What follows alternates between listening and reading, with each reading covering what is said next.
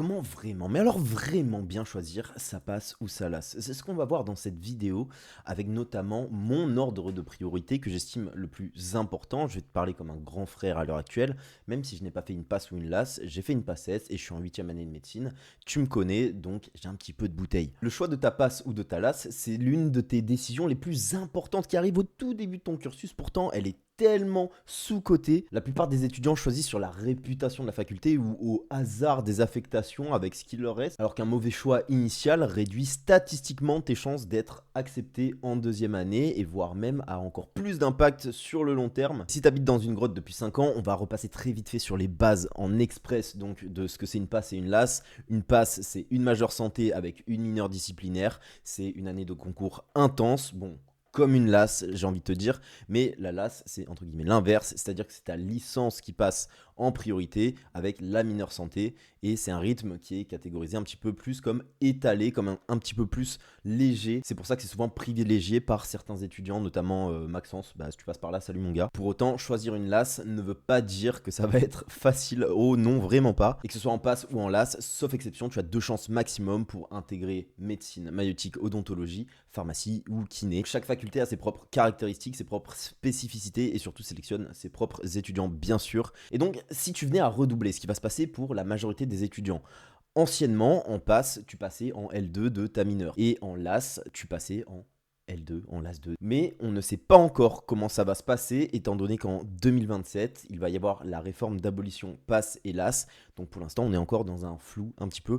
Je pense, à mon humble avis, que tu vas pouvoir redoubler si jamais tu venais à redoubler. Mais dans l'idée, pour ne pas avoir d'incertitude, ça serait bien que tu passes cette année quand même. Le critère numéro 1 pour moi pour choisir sa passe ou sa LAS et surtout son option, sa ville, etc., c'est avant tout le sens et le plan B au cas où.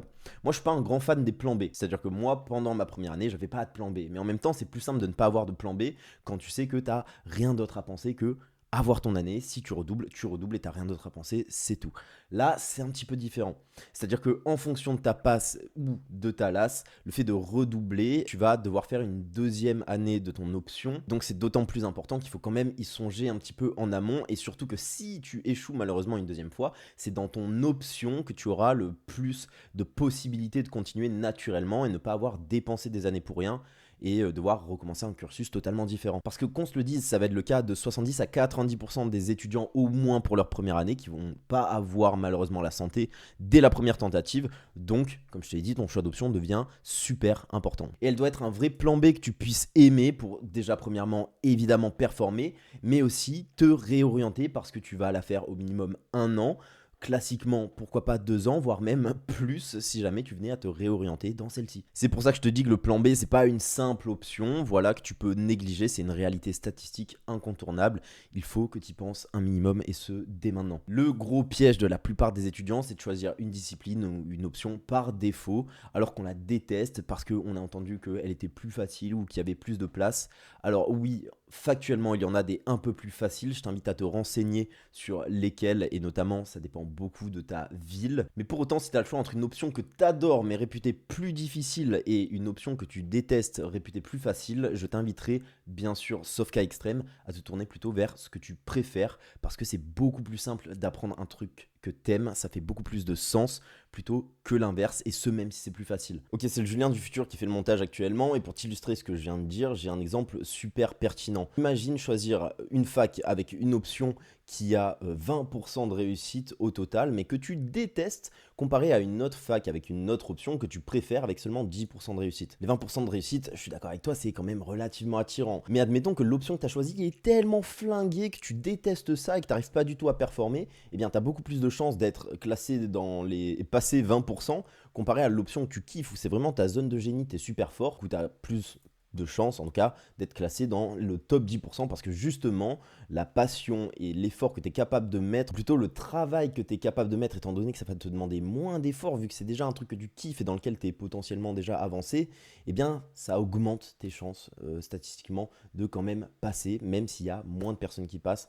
En tout cas bien sûr c'est un spectre, c'est à toi de voir mais garde ça en tête, ne te fie pas uniquement au ratio de personnes qui passent parce que si c'est une filière ultra compliquée pour toi avec une spécialité, une option que tu détestes, ça vaut peut-être pas le coup. En tout cas, je t'invite vraiment à songer ainsi. Et comme je te l'ai dit, choisis une voie où tu peux bien sûr te projeter un minimum, étant donné que tu n'es pas certain, encore une fois, d'aller en P2 après cette année. Garde en tête que si tu aimes la médecine, les sciences, bref, n'importe quelle matière de santé, c'est cool. Mais ta licence prendra toujours une place assez prépondérante dans ton année. Et donc, ce n'est pas qu'une simple passerelle, c'est vraiment ton quotidien si jamais le côté santé t'échappe. Et c'est pour ça que je te dis que le plus important, c'est vraiment le sens que fait cette option par rapport à toi et le sens que tu pourrais donner à l'après au cas où le pire venait à arriver. Je t'avoue, j'aurais préféré te dire l'inverse, bam, passe S, pense pas au redoublement et all-in dès la première année, mais on ne peut plus se permettre de penser ainsi, bien sûr, avec ce système. Second critère le plus important après le sens, c'est bien sûr le taux d'accès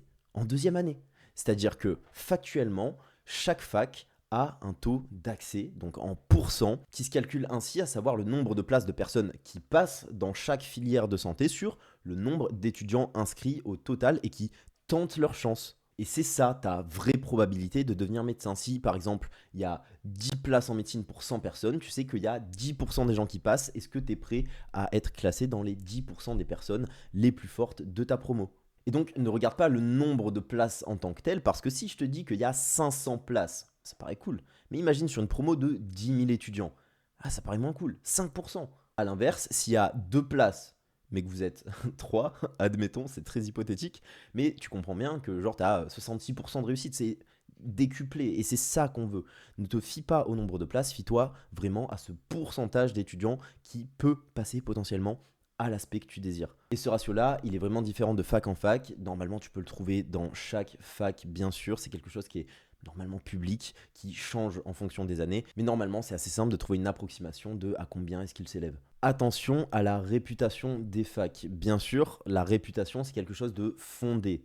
Il n'y a pas de réputation sans origine de pourquoi cette réputation existe, et souvent cette origine s'avère être vraie. La réputation s'avère souvent se vérifier. Et garde en tête que, comme je te l'ai dit, c'est pas un truc qui est national, c'est pas un truc qui est très général, c'est le classement de ta fac qui compte. Donc une fac moins réputée avec un meilleur taux d'accès, c'est souvent le meilleur choix. Parce que qui dit le plus réputé dit facilement des étudiants déjà dans le top de Parcoursup qui vont aller vers celle-ci. Donc des étudiants déjà relativement chauds. Et donc dans ces facs les plus réputées, on peut supposer qu'elles vont concentrer un taux d'étudiants relativement plus fort que la moyenne qu'une fac moins réputée. Donc si jamais tu voulais je ne sais quelle fac à Paris ultra bien réputée, tu peux te consoler un petit peu ainsi. Bien sûr, c'est de la supposition encore une fois. C'est pas quelque chose de vérifiable, c'est plus de la spéculation qui a tendance à faire du sens. Voilà, donc tu le prends un petit peu avec des pincettes. À l'inverse, une fac absolument pas réputée, avec un meilleur taux d'accès, eh bien ça serait une meilleure option parce qu'encore une fois, ça serait obtenu par des élèves plus disparates dans le classement, donc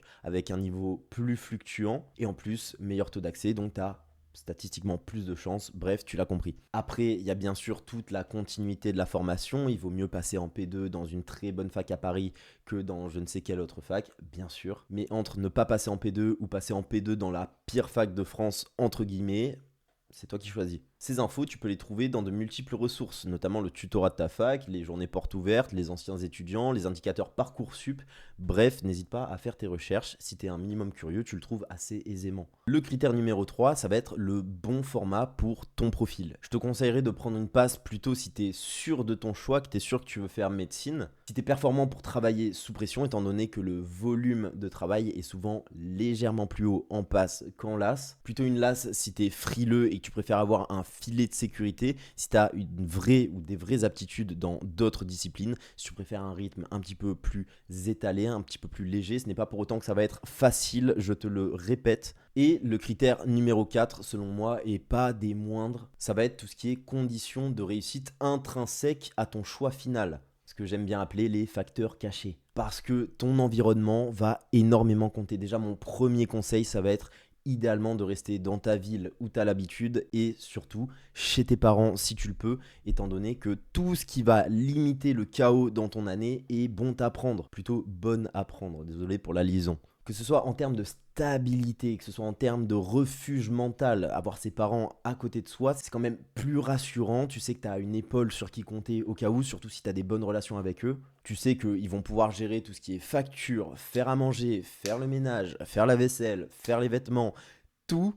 Et tu as un soutien inconditionnel, en tout cas si tu as la chance, et je te le souhaite, d'avoir de bonnes relations avec eux. Encore une fois, pour ma part, Petite anecdote, j'ai fait de ma première année jusqu'à la fin de ma 6e année chez mes parents et je ne regrette absolument pas du tout étant donné qu'ils ont été une réelle aide pour moi. A l'inverse, si tu devais de ton plein gré ou au contraire parce que tu n'as pas le choix changer de ville, changer d'endroit pour aller dans une fac spécifique, je conseillerais de privilégier celle où tu as déjà un ancrage, que sais-je, des grands-parents, une tante, peu importe. Et sinon, calcule bien tes coûts, essaye de voir si tu n'as pas le droit à une bourse pour t'aider, étant donné que ça va être quand même un certain coût financier et possiblement un coût en termes de temps et d'énergie supplémentaire, ne serait-ce que pour les tâches du quotidien et pour parfois rentrer voir tes parents pour te ressourcer. Quelque chose de très sous-coté aussi, ça va être la qualité du tutorat de ta fac.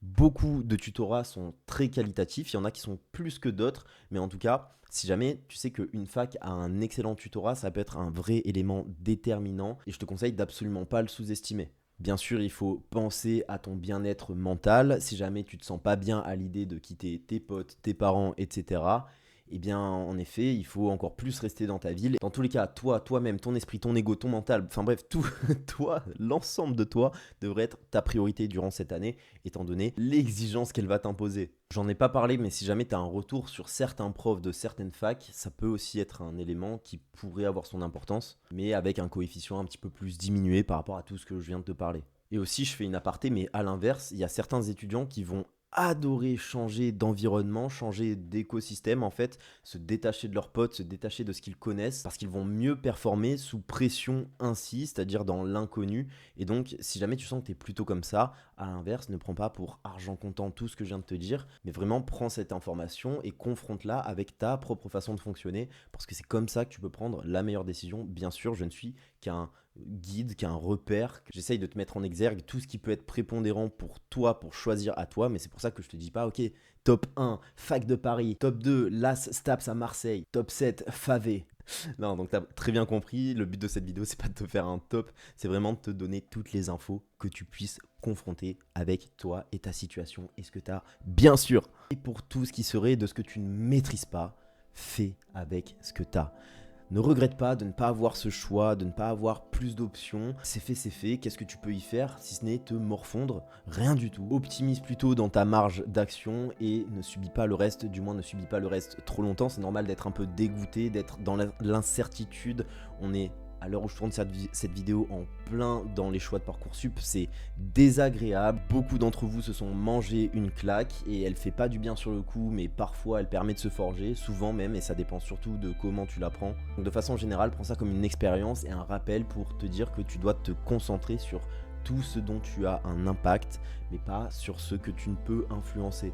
Réflexion un peu stoïcienne, mais je t'assure que tu peux pas te tromper à réfléchir ainsi. Pour conclure, je t'invite à être lucide. Le bon choix se fait sur les bons critères, pas uniquement sur l'émotionnel, la peur ni le prestige. Alors pour ça, tu peux revoir cette vidéo, prendre des notes et surtout classer tous tes choix que tu as actuellement sur Parcoursup ou que tu vas très probablement avoir. Je te conseille de faire ça en 3 étapes. Déjà, d'abord, est-ce que tu préférerais une passe ou une LAS avec tout ce dont je viens de te dire? Une fois que tu es fixé, bah, tu mets tous les choix LAS que tu as et tu les classes du top 1 avec le meilleur taux de passage en P2 dans la filière que tu veux jusqu'au dernier, donc le pire taux. Et bien sûr, essayer de jauger ça avec la difficulté selon la réputation et ce qu'on entend de la fac. Et dans un troisième temps, une fois que tu as ce premier classement, je t'invite à faire un deuxième classement par rapport à tous les avantages que tu pourrais à aller dans une fac. Dans tous les cas, en 2026, c'est la dernière année où on va subir ce système. Il va falloir que tu performes. Moi, je te le dis, on est encore dans un nuage d'incertitude, malheureusement. Ça ne veut pas dire qu'en 2027, la réforme va être pire. Moi, au contraire, je pense qu'elle va être bien, mais c'est juste que tu vas être dans la transition, on ne sait pas trop ce qui va se passer. Donc prends le temps de peser les pour et les contre de chaque choix qui pourrait s'offrir à toi, parce que c'est ce genre de choix qui peut faire la différence sur tes 40-50 prochaines années où tu vas travailler. Entrer en passe ou en LAS, c'est simplement le début, pas l'arrivée. Alors attends d'avoir tes résultats, mais si par la suite tu recherches un accompagnement humain qui te prend comme une entité complexe à part entière pour te faire performer efficacement et durablement, bien sache que la Régène existe et qu'on accompagne exactement les étudiants comme toi. Dans la Régène, on ne te prend pas comme un simple numéro ou comme une simple statistique. politique, non. Avec mon équipe, on se place vraiment autour de toi tout au long de ton année sur ton bien-être mental, ta méthodo et ta discipline, dans le but que tes efforts s'accumulent vraiment et se voient sur les résultats de fin d'année. Parce que j'en ai marre, il y a trop d'étudiants qui performent à 10% de ce qu'ils pourraient, alors s'il te plaît, fais le bon choix, que ce soit avec la régène ou pas, je m'en fous, juste arrête de t'auto-saboter. Il y a trop de personnes qui auraient dû être médecins mais qui ne l'ont pas été simplement parce qu'ils ont fait les mauvais choix dans leur année. C'était Julien, abonne-toi et dis-le moi en commentaire si t'as kiffé, je te fais des bisous.